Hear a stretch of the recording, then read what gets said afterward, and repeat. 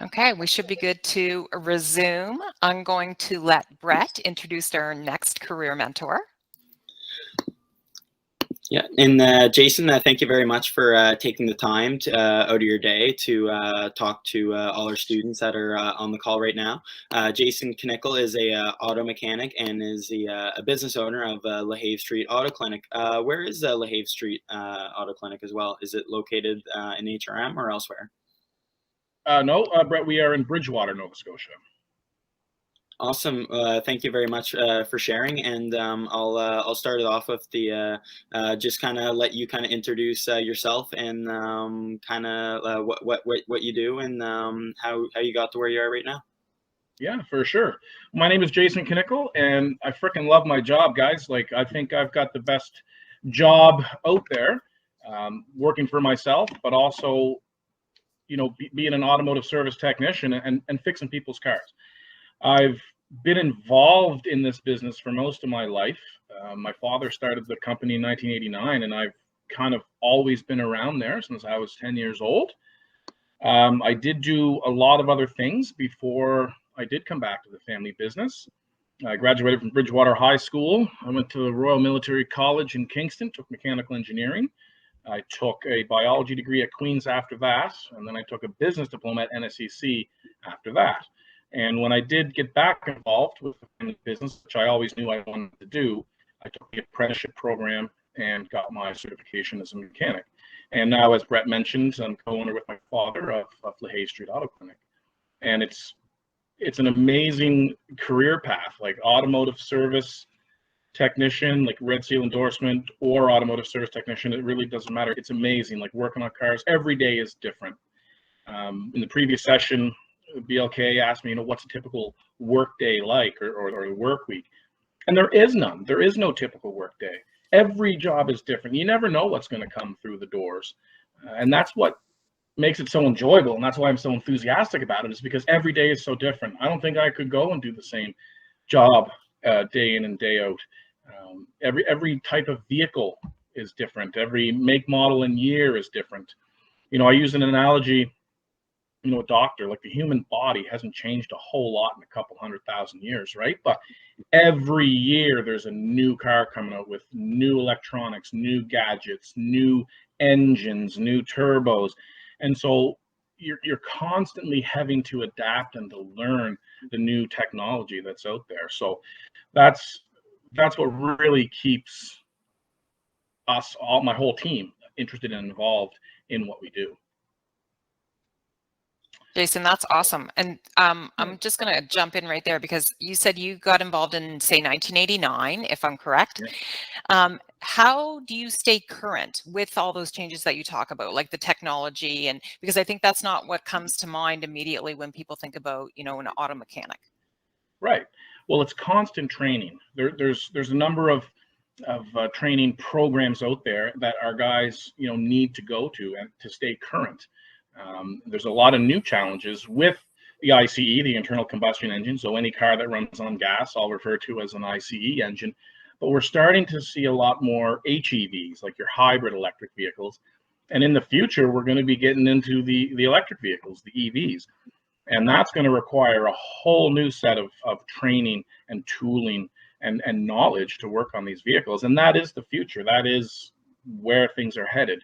So it's really important to stay current. Before COVID, obviously, there were a lot of in-person classes that the technicians could go to.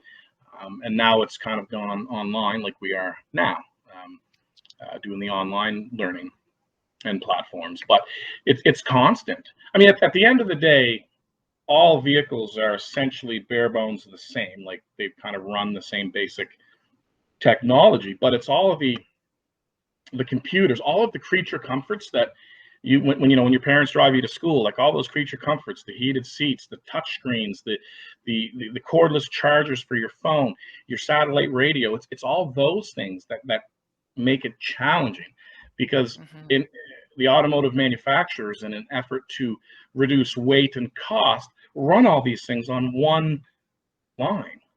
So everything is connected. So if one thing decides to not work, well, you're also going to lose B, C, and D as well, and you have to be able to find the solution to that.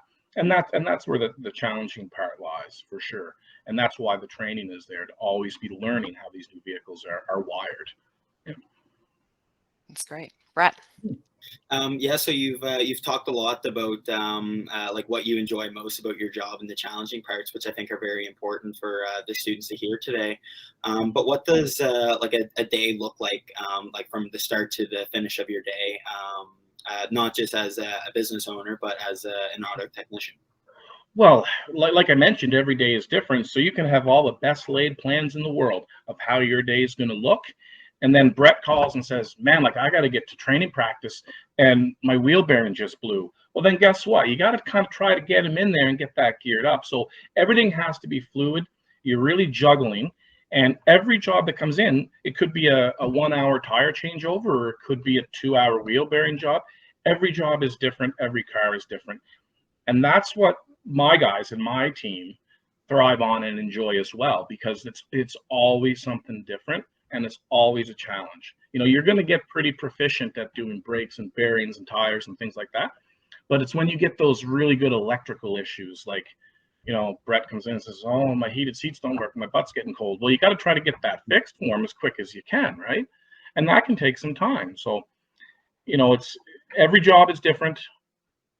And that's what makes this career so much different than any of the other trades. And I'm not downplaying any of the other trades. They're going to run into problems as well.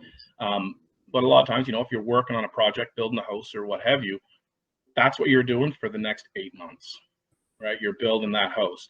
In our trade, it's like, I got one job done. Okay, it's 9 o'clock. What's next, right? And you're just constantly moving and going and going and going. Yeah.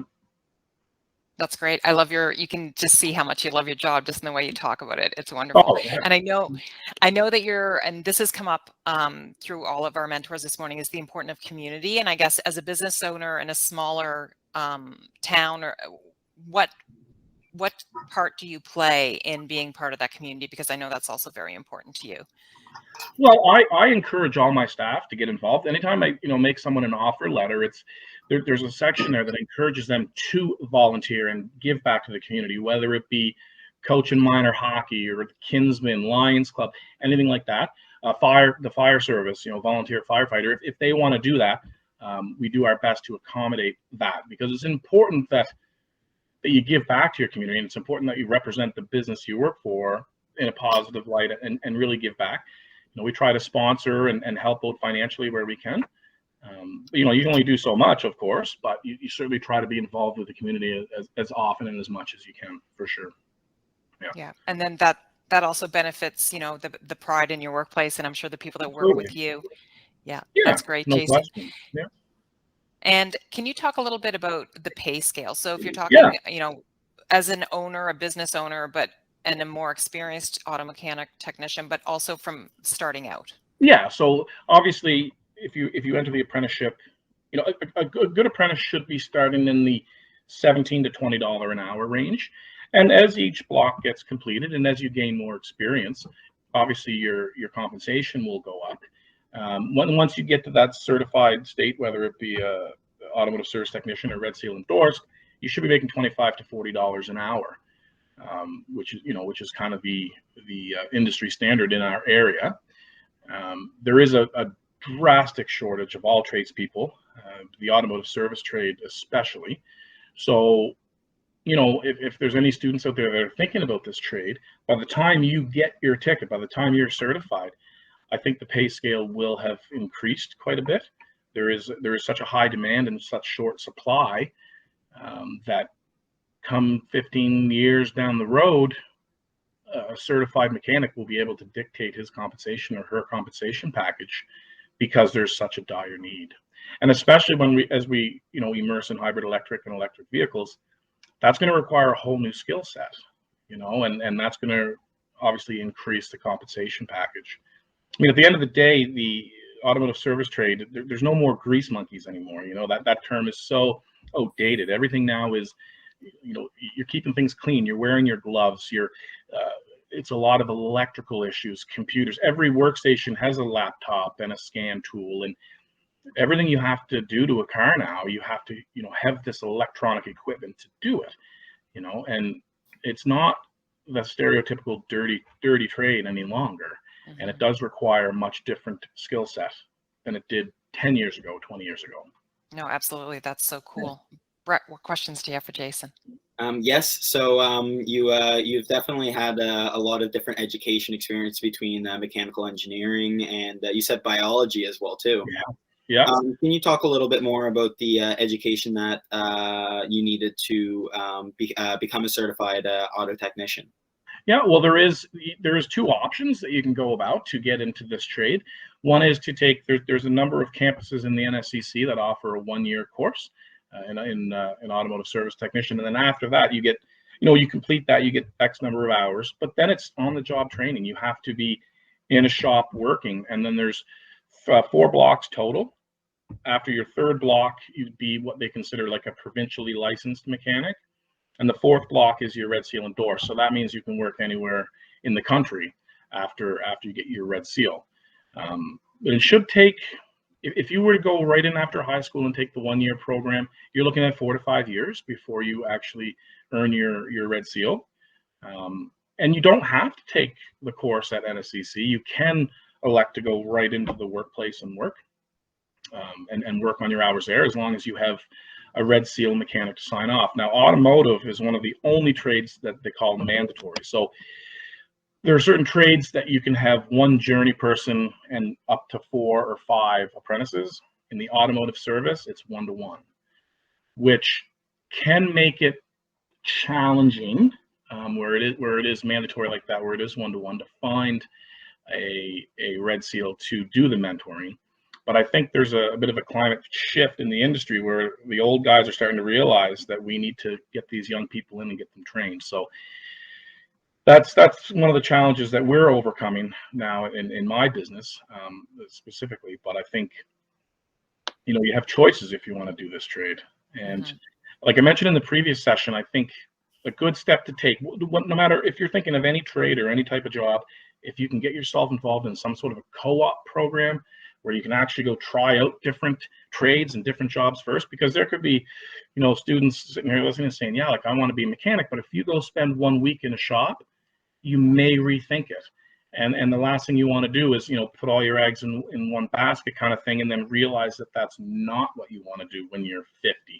So co-op programs are a really good way to help you figure out kind of what you want to do, if it is in the trade specifically.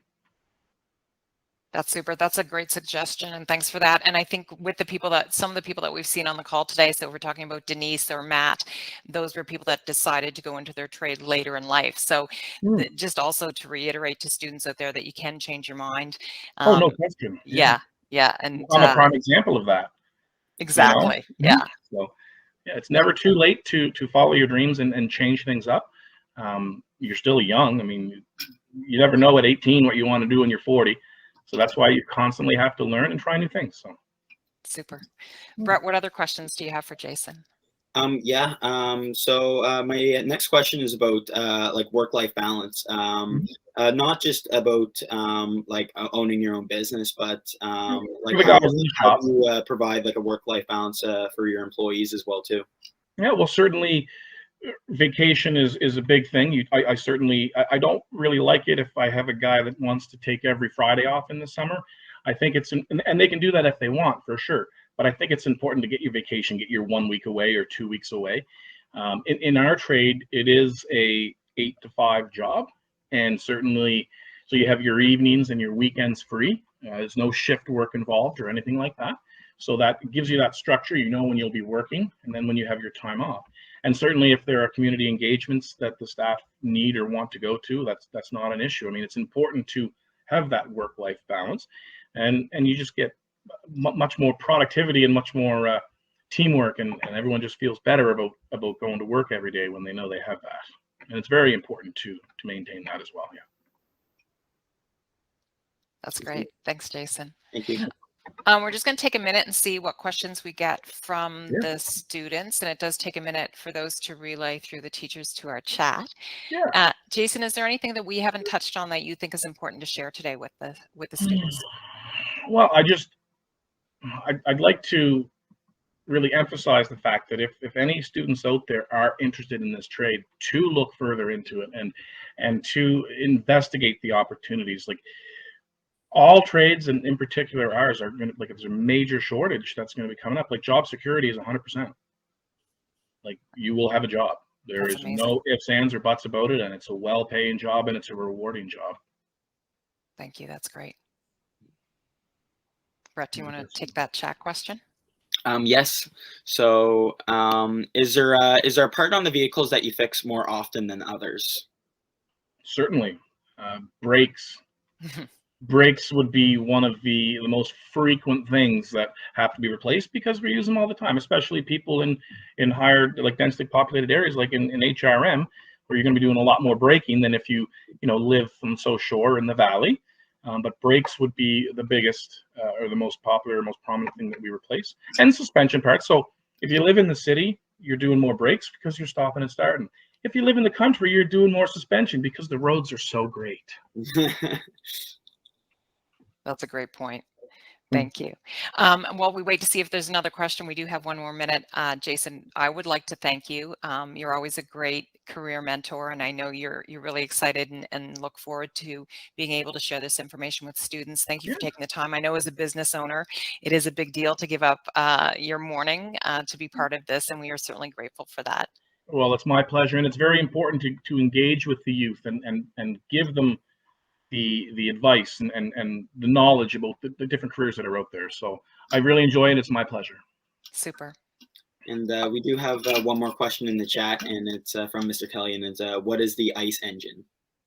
Internal combustion engine. So any vehicle that runs on gas we nickname it the ICE. It's just an easy, and then we get into the hybrid electric, the HEV, and then the full EV electric vehicle. So any gas powered car is an internal combustion engine. That's great. And we have another question? Yes. So what was it like to take over your dad's business? Well, it's been amazing. I mean, like I say, I've worked in it almost my whole life, and having a bit more of a business background, we've been able to expand the business a bit more with my kind of experiences that I've had in the past. So I know a lot of people think, well, how do you work with your dad all day? And I've heard horror stories from other business owners in this field. And for me personally, it's been fantastic. My father and I get along great. And, he laid the foundation, he laid the groundwork. Then I'm trying to get it to that next level. So, he got it going, made a good name, got things started. And now it's our job to work on it together to get it to that next level.